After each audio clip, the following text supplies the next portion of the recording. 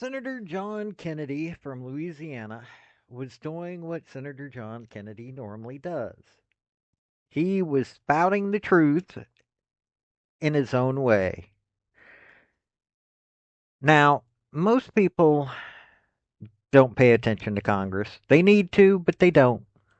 So if you haven't heard this questioning and the down home wisdom of Senator Kennedy, well, you should listen to it because it's talking about the cover up of Biden's mental health.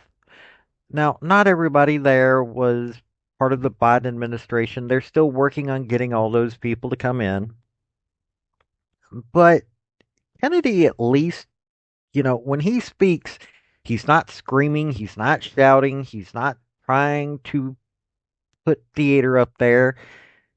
He's a lawyer who you can imagine had good cases, and he didn't act like a moron in court.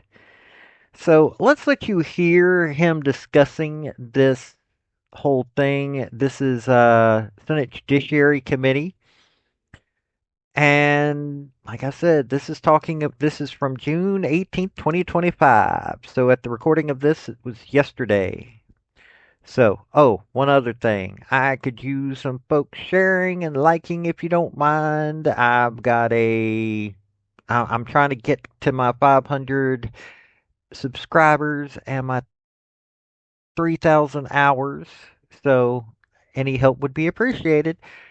Here we go. Howdy, y'all. This is Paul, the Redneck Thinker. What we have here is a channel to communicate. I want you folks to be thinking by the time you leave my videos. Why? Because I'm tired of people talking via what other people tell them to think. So, watch my video and enjoy the chance to think for yourself. Thank you, Mr. Chairman. Gentlemen, I want to try to separate policy and politics for a second. I know it's hard to do around this place, but I thought Senator Cornyn made a very good point in his opening remarks. I think Senator Schmidt made the same point that the policy here is very important. And I want to ask you your opinion on the policy. Professor, tell me briefly, I know you came to talk about auto pens, but tell me briefly about the 25th Amendment. Well, Senator, the 25th Amendment provides the process by which to implement a principle that's in the original Constitution, which is when the president's unable to exercise the powers and duties of the presidency, somebody else exercises them, starting with the vice president. The 25th Amendment sets up a process by which, if there's a question whether the president is able to do that, the vice president and the heads of the executive departments can temporarily basically put the vice president in as acting president, and then Congress ultimately decides the question. Well, the standard, is it not, Professor? The standard is disability of the president. Is that correct? Unable to exercise the powers and duties. Okay. Yes. Here's what I would like your opinion on, and the opinion of these two gentlemen here. You have all been staffers. You've worked in government. You've had a boss. In Mr. Spicer's case, his boss was the President of the United States.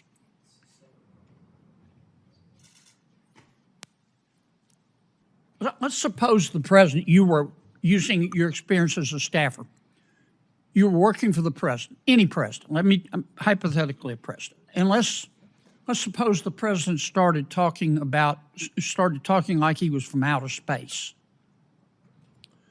Let's suppose the president became fatigued very easily. He couldn't finish a sentence without taking a nap. Let's suppose the president, he was just physically in bad shape, mentally and physically. Mentally, he may or may not have, you're not a doctor, neurodegenerative disease, but physically you can see you could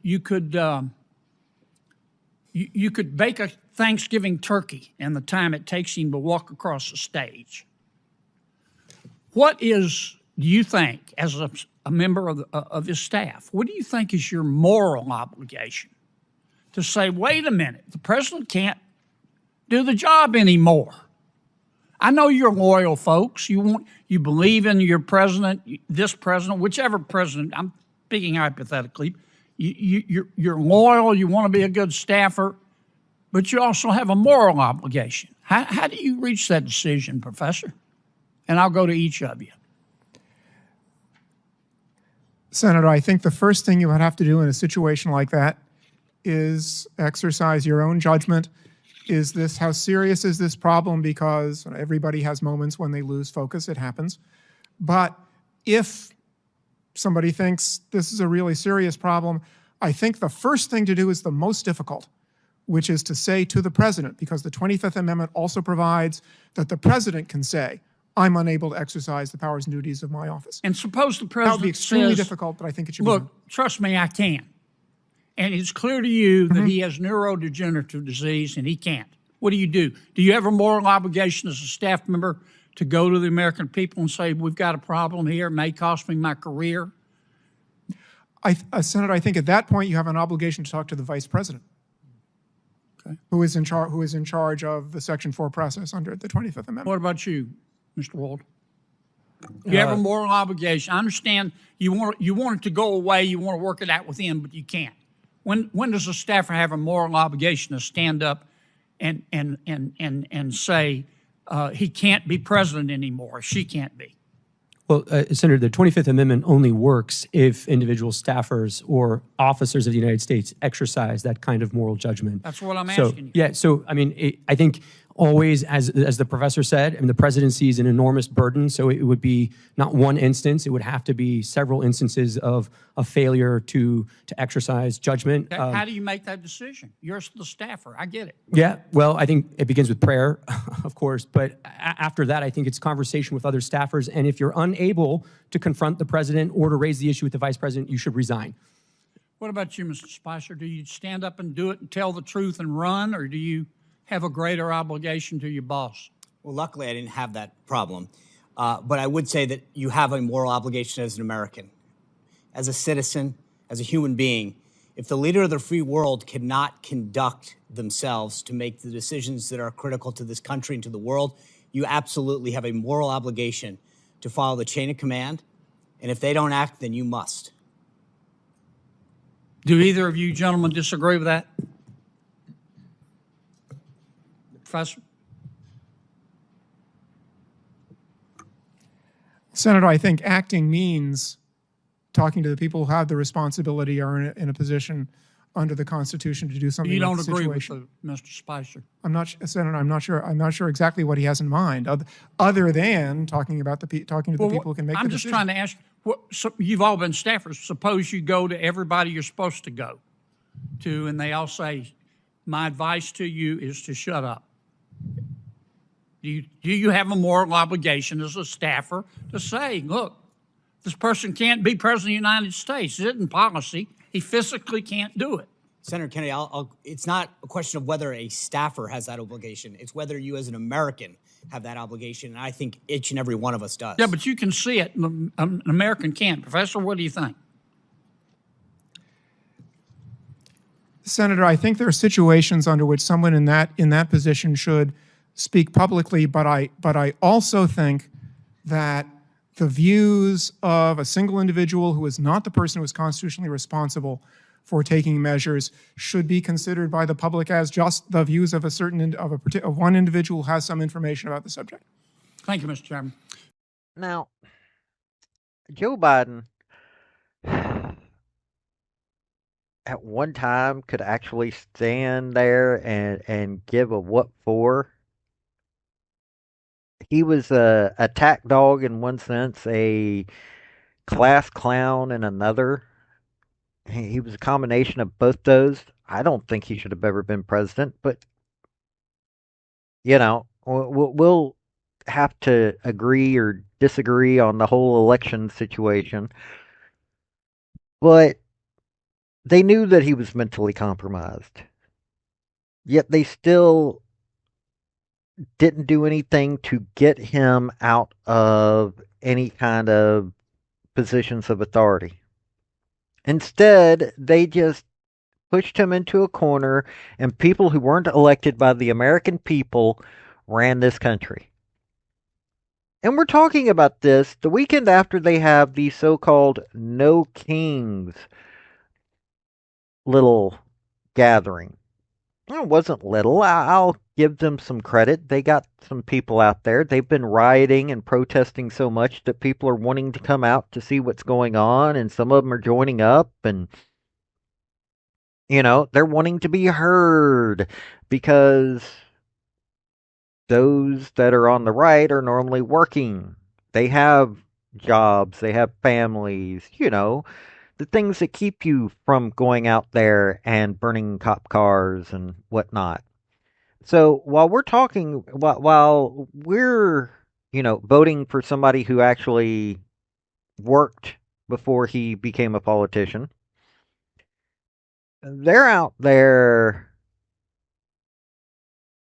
living off of welfare, defending those that, since they can't do certain jobs, white people can't do those jobs, and black people can't do those jobs, and so we've got to bring in the Hispanics to do jobs that we can't do. You've literally got a politician saying that they're here to wipe our rear ends. They're actually being used to pick our food. I know plenty of people that could be picking food. You go out on these streets and you got all these people that are homeless. You can get, if they don't want to go do it, you can tell them, hey, see that, or you, well, you're not going to like what's going to happen, because they can keep getting arrested for loitering charges. We can keep making their life difficult until they decide to go get a job. And, well, we've got plenty of ways for them to get a job. That's the thing. We've got people that can do these jobs. We've got to get people to get off of welfare. We've got to get some of these so-called people on these people on so-called disability. There are people that need to be on disability, but this system is so scammed on welfare and disability that, well, it makes the few people that need disability to be looked down upon because of the scammers. So these are the people that are in support of people like Biden or Biden's family, who were actually running the White House, voting for Kamala Harris, who and are supporting all this crime and violence in this country. So there is no common sense on that side, and they expect us to do nothing. They want us to stay at home and do nothing while they destroy and try to force people to vote Democrat so they can have another Biden in office. So they can have unelected bureaucrats destroying this country. At least John Kennedy, John Kennedy is up there trying to get people to realize that, hey, this was idiotic that this happened. But hey, this has been Paul, the Redneck Thinker. Y'all have a good day now. Bye. So, folks, that's the story that I wanted to bring you on this video. And I just wanted to say thank you again for coming by. Hit like, subscribe, comment, all that fun stuff if you don't mind. Help me out. So, y'all have a good day now.